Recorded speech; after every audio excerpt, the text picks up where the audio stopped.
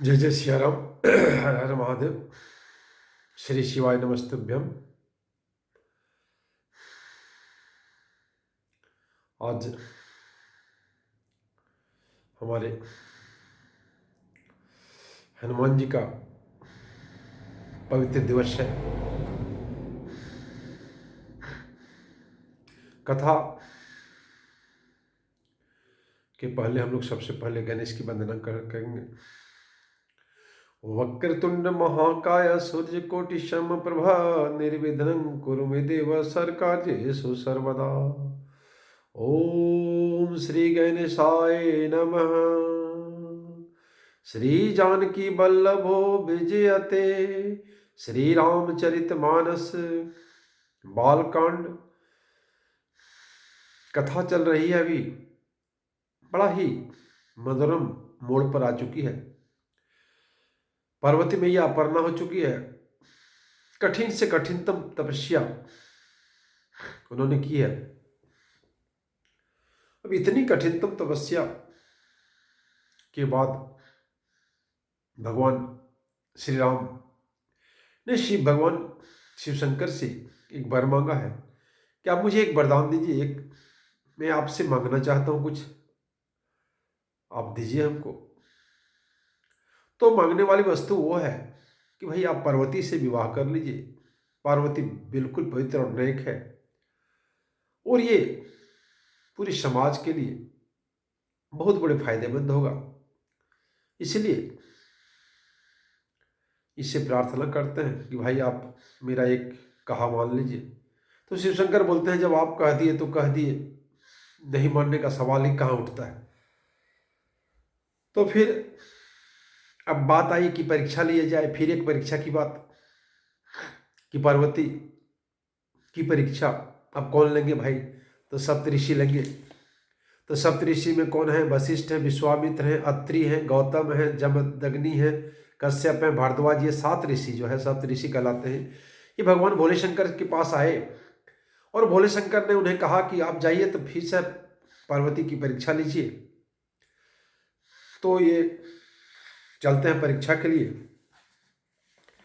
पार्वती पहि जाई तुम प्रेम परीक्षा ले हो गिरि प्रेरी पठिए भवन दूरी करे संदेह। बोलते पार्वती का संदेह दूर करने के लिए आप लोग जाइए और परीक्षा लीजिए और किसी तरह उसको घर भिजवा दीजिए, क्योंकि अब अति हो गया है। ऋषि ने गोरी देखी तह कैसी मूर्ति मंद तपस्या जैसी। जैसे मूर्ति होती है ना, मूर्ति में क्या होता है? मूर्ति में कोई गतिविधि होगी क्या? कुछ भी नहीं होगी।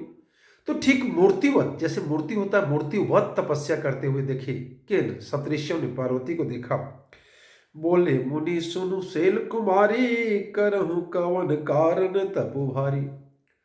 अब परीक्षा की प्रक्रिया शुरू हो गई है। क्वेश्चन अब दागा जा रहा है कि बोले मुनि सुनु शैल कुमारी। बोला हे शैल कुमारी, हे गिरीश के पुत्री, करहु कवन कारण तपु भारी। आप किस कारण से इतना तपस्या, कठिन तपस्या कर रहे हैं?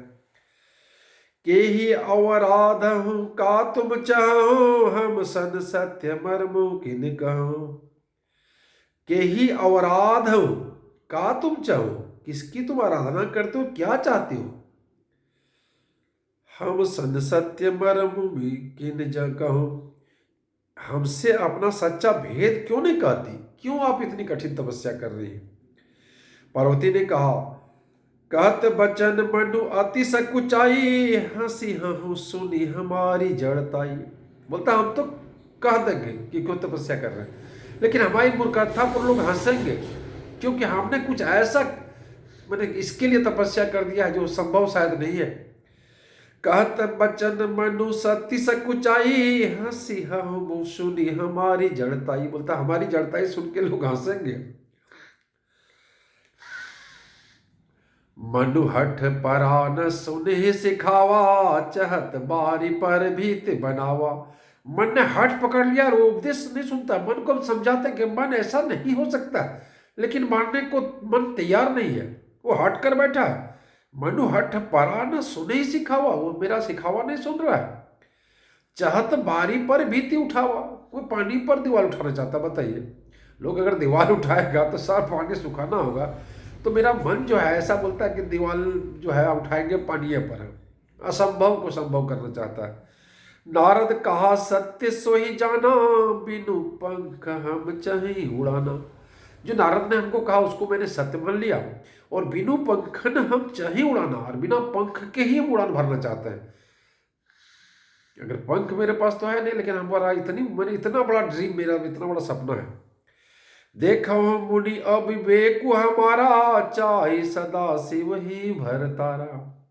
बोलता देखो मुनि अविवेक को हमारा, देखिए हे मुनिगण, हे सप्तऋषि, हमारा अविवेक देखिए कितना बेवकूफ है। चाहे सदा शिव ही भर तारा, मैं शिव जी को पति बनाना चाहता हूँ। बताइए संभव है शिव जी को, बोले बाबा को पति बनाना इतना आसान है? तो मैं चाहता हूँ, हमारा मन चाहता है। सुनत बचन भी से ऋषय, गिरि संभव तव दे। नारद कर उपदेश सुनी, कहूँ बस की सुगे।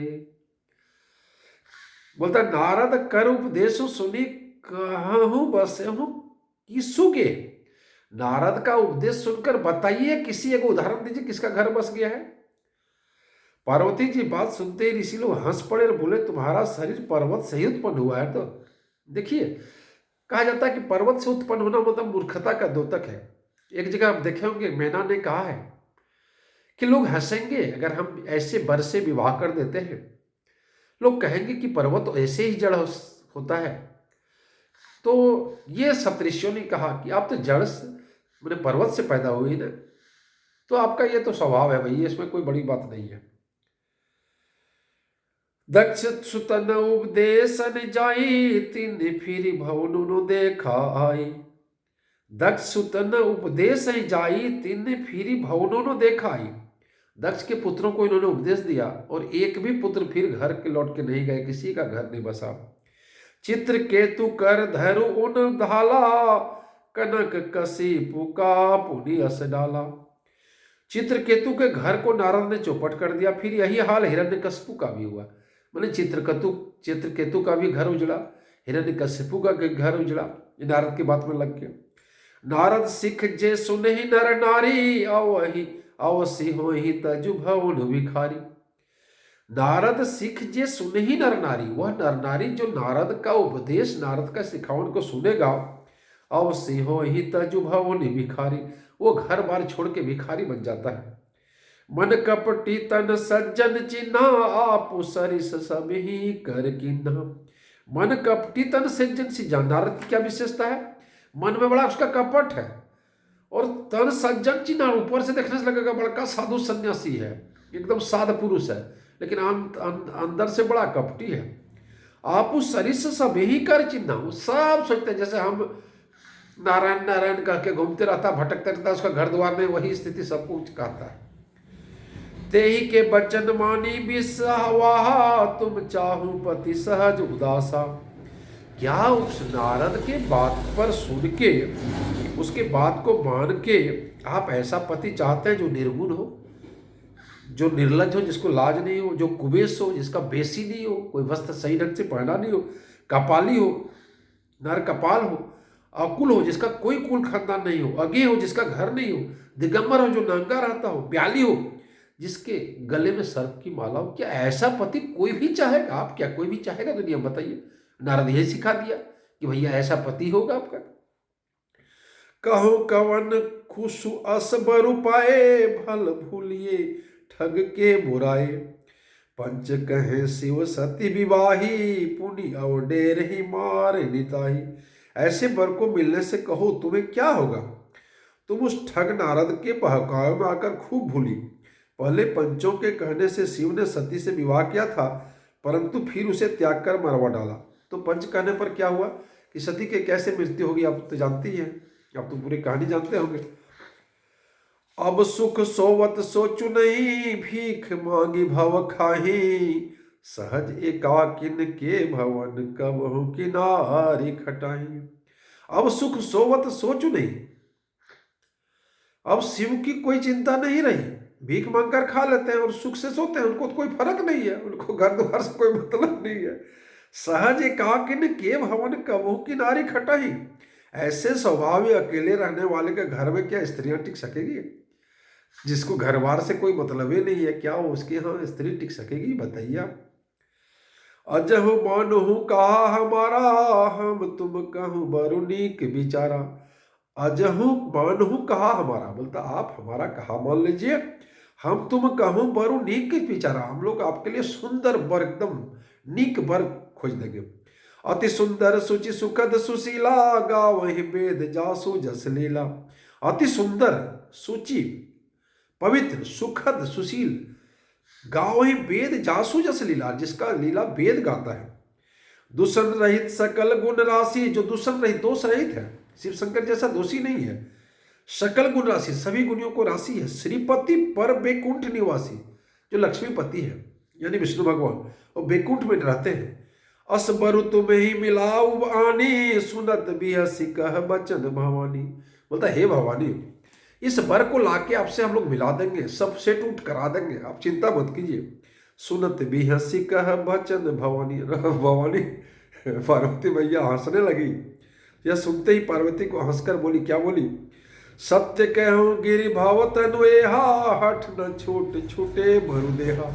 सत्य कहूँ गिरि भाव तनुहा, मैं सत्य कहा कि मेरा यह शरीर पर्वत से उत्पन्न हुआ है, सही बात है। गिरि भाव तनुहा, हठ न छूट छूटे भरु देहा, भले शरीर छूट जाए लेकिन हठ छूटने वाला नहीं है, क्योंकि हम तो पर्वत से पैदा हुए हैं। जो हठ कर लिए कर लिए। कन कहूँ पुनि पसानते होई, जा रहूं सहुज न परिहर सोई। सोना भी पत्थर से ही उत्पन्न होता है, सो वह जलाए जाने पर ही अपने स्वभाव को नहीं छोड़ता। नारद बचन न मैं परिहर हूं, बस भवन उजरहूं नहीं डरहूं। बोलता नारद के बचन को हम छोड़ने वाले, चाहे मेरा घर बसे या उजड़ जाए, मेरा विवाह हो या नहीं हो, हम नारद को वचन छोड़ने वाले। गुरु के वचन प्रतीति न जेही, सपने सुगम न सुख सिद्धि तेहि। बोलता गुरु के वचन प्रतीति न जेही, जो गुरु के वचन को जो नहीं मानता है, जब गुरु के वचन के अनुसार नहीं काम करता, उनका अनुपालन नहीं करता, सपने सुगम न सुख सिद्धि होई, उसको सुख और सिद्धि सौंपने में भी सुगम नहीं होते। महादेव अवगुण भवन, विष्णु सकल गुण धाम, जेहि कर मनु रम जाहि सन, तेहि सन काम। देखिए क्या कहती भैया, बोलती महादेव अवगुण भवन। बोलता महादेव जो है भोले बाबा अवगुण का भवन है, विष्णु सकल गुण धाम, और विष्णु जो है सभी गुणों का घर है, धाम है। जेहि कर मनु रम जाहिर सन, तेहि सन काम, जिसका जिसमें मन रम गया। आप देखे होंगे कि बहुत सुंदर लड़का है और बहुत कुरूप लड़की, उसको भी उसमें मन भा जाता है।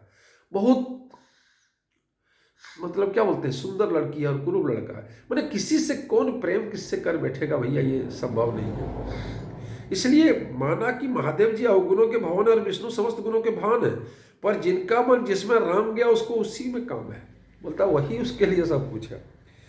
जो तुम मिलते हो प्रथम मुनिसा, सुनते हो सिख तुम्हारी धरी शीशा। अगर नारद से पहले आप मिल जाते तो आपका ही बात सुनते, हम कभी नारद का बात सुनने वाले नहीं थे। अब मैं जन्मू ही तहारा, को गुण दूषण करे बिचारा। अब मैं जन्म से हार चुकी हूँ, फिर गुण दोषों को और कौन विचार करे, अपना जन्म ही हार चुकी हूँ। अब भोले बाबा का हो चुकी हूँ भैया, अब कुछ होने वाला नहीं है, जो होने का सो हो गया। जो तुम्हारे हट हृदय विशेषी, रही न जाय बिनु किए बरेसी। तो कोति के ने आल सुनाही, वर कन्या अनेक जगमाही। यदि आपके हृदय में बहुत ही हट है तो विवाह की बातचीत किए बिना आपसे रहा ही नहीं जाता। तो संसार में वर कन्या बहुत है, खिलवाड़ करने वाले को आलस तो होता ही नहीं। जन्म कोटि लगी रगर हमारी, बरहु शंभु न तन रहु कुवारी। तजन नारद कर उपदेशु, आपु कहे सतबार महेशु।